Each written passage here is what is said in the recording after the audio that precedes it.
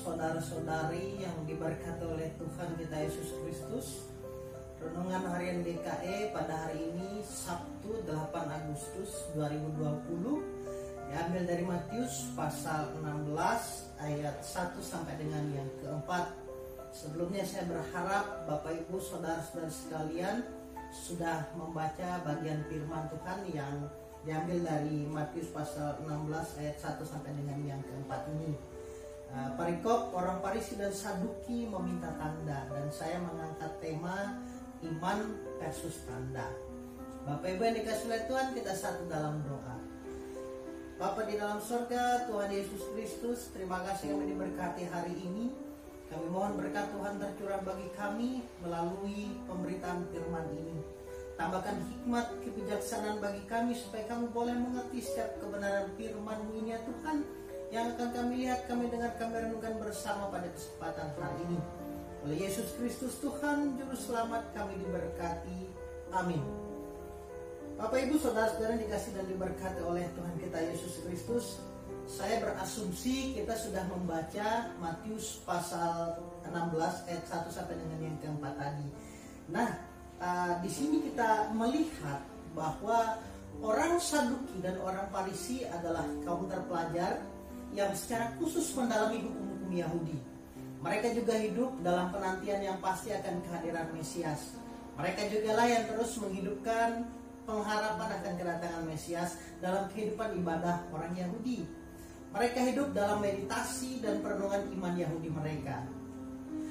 Pada ayat 1 kita bisa lihat mereka datang kepada Yesus dengan tujuan yang sangat jelas, yakni ingin mencoba Yesus. Mereka harus berjalan dari Yerusalem menuju Galilea. Perjalanan sejauh itu ditempuh hanya untuk bertanya dan mencoba Yesus.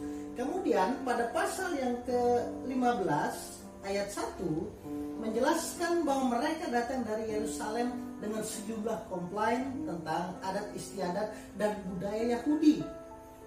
Dan kemudian ternyata mereka terus mengikuti dan membayang Yesus hingga di pasal ke-16 ayat yang ke-1 tadi. Nah, di pasal 15, Yesus berada di daerah Genesaret, yaitu daerah pesisir danau Galilea. Disinilah orang Farisi dan Saduki menemui Yesus, dan kemudian rupanya mereka mengikuti Yesus menuju ke Tirus dan Sidon, lalu kembali ke Kapernaum yang di daerah Galilea itu. Di antara perjalanan pasal 15 dan pasal 16 terjadi beberapa peristiwa mukjizat yang diikuti dengan pengajaran, yaitu mungkin kita bisa lihat ke atasnya pada Matius pasal 15 ayat 21 sampai dengan 28 terjadi mukjizat penyembuhan anak perempuan wanita Kanaan. Di situ Yesus menyatakan tujuan kedatangannya hanya untuk Israel, domba yang terhilang dari Israel, atau mereka yang beriman kepada Allah yang hidup. Mendengar pernyataan iman sang wanita Kanaan, Yesus mengajarkan bahwa imanlah yang menyelamatkan seseorang. Melalui iman yang ditunjukkan oleh wanita Kanaan tersebut, hati Yesus tergerak sehingga sembuhlah anak perempuan wanita Kanaan tersebut. Kemudian yang kedua, masih pada Matius pasal 15 ayat 29 sampai dengan yang ke-39. Di situ kita melihat bahwa Yesus memberi makan 4.000 orang. Yesus menyatakan belas kasihnya kepada orang banyak. Bapak Ibu yang dikasih diberkati oleh Tuhan, setidaknya orang Farisi dan Saduki telah melihat dua mukjizat dan mendengar pengajaran Yesus. Rupanya mereka hampir percaya bahwa Yesus ialah Mesias.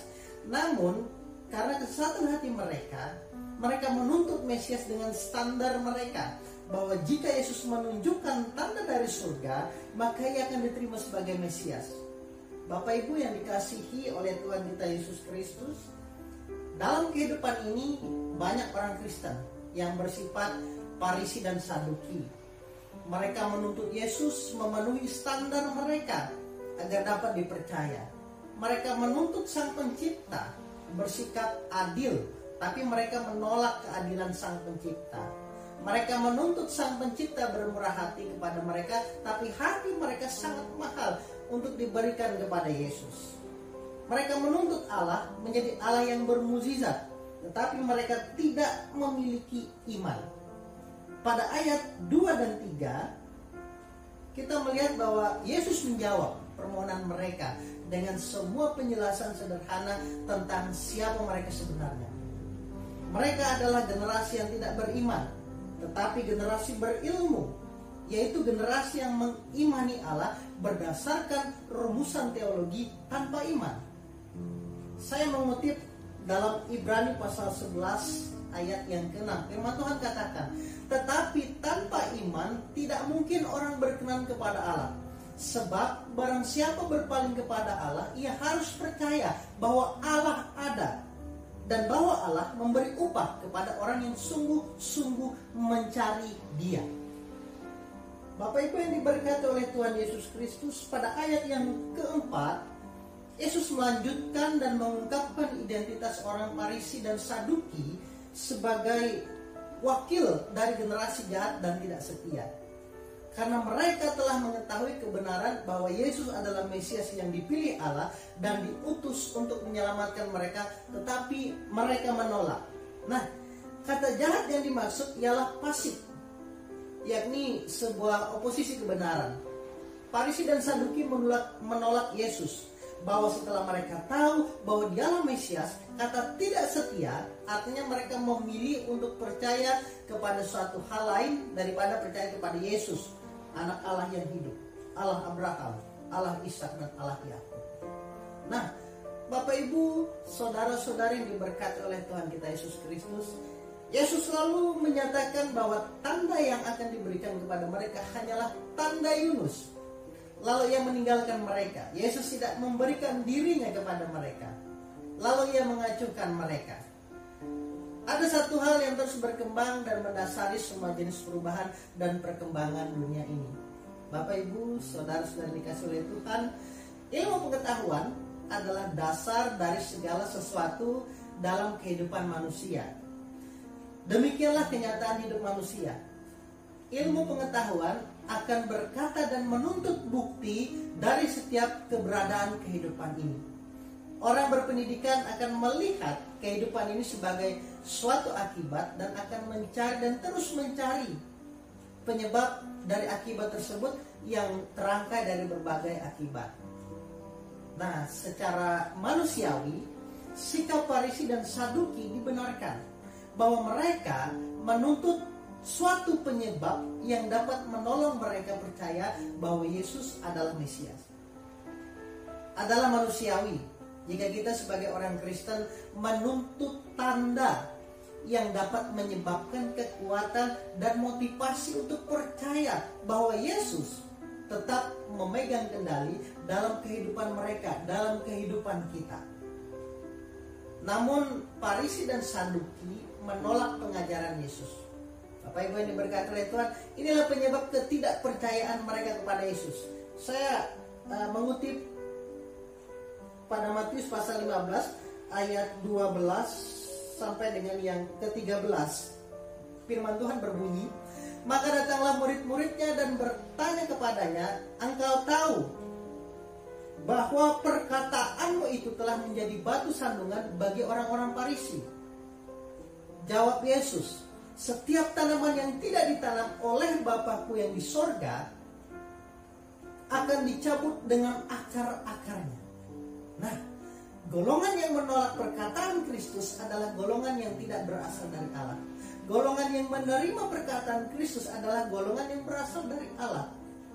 Mereka dipelihara Allah dan menghasilkan buah-buah kebenaran setiap saat.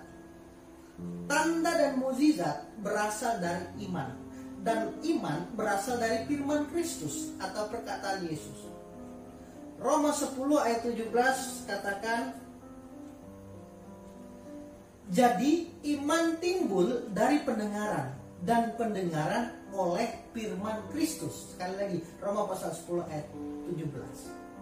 Bapak Ibu, saudara-saudari yang dikasihi oleh Tuhan Yesus Kristus, kejahatan atau kefasikan dan ketidaksetiaan berasal dari ketidakpercayaan kepada Yesus Kristus. Ketidakpercayaan kepada Yesus Kristus berasal dari penolakan terhadap firman Tuhan. Nah, ini yang menjadi tanda bagi kita bersama. Ini yang menjadi penekanan kita bersama pada kesempatan hari ini. Tidak benar seorang Kristen melandaskan iman Kristennya pada tanda-tanda dan mukjizat. Sekali lagi, tidak benar seorang Kristen melandaskan iman Kristennya pada tanda-tanda dan mukjizat. Iman Kristen atau seorang Kristen haruslah hidup di dalam firman Tuhan, berakar di dalam firman Tuhan, dan berbuah di dalam firman Tuhan. Bapak Ibu yang dikasih dan diberkati oleh Tuhan kita Yesus Kristus, meminta tanda berarti melihat baru percaya. Ini keliru. Beriman berarti percaya walaupun tidak melihat. Nah, ini iman Kristen. Anda dan saya tidak perlu kembali ke abad pertama untuk melihat Yesus secara fisik, tersungkur di bawah kaki salibnya hanya untuk merenungkan kata-katanya, supaya bisa percaya kepadanya.